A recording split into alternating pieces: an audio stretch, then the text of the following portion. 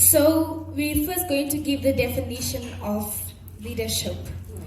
So we believe that leadership is the capacity to influence through inspiration, knowledge, passion, and conviction. And leadership must be purpose-driven.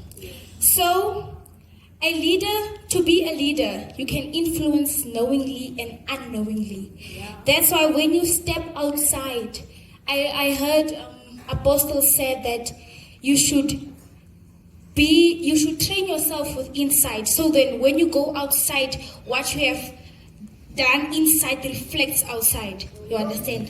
So you should be an example. That's why when we go outside, we don't only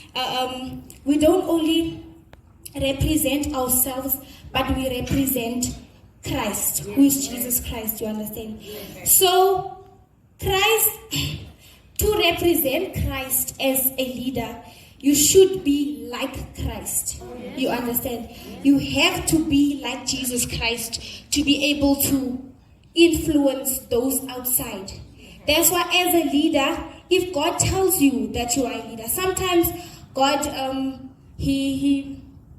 sometimes we are chosen and sometimes we are called. You understand? Sometimes there are people who are born to be leaders. And sometimes there are people who have been called to be leaders.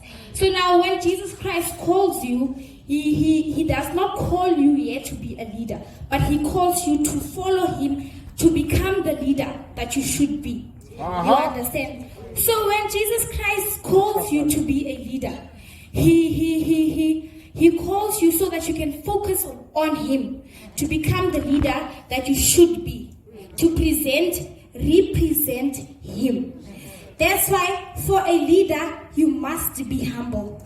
So that when God has called you to be a leader, and when God has chosen you to be a leader, you should be humble. So that when you know that you are a leader, you may not have pride within your leadership.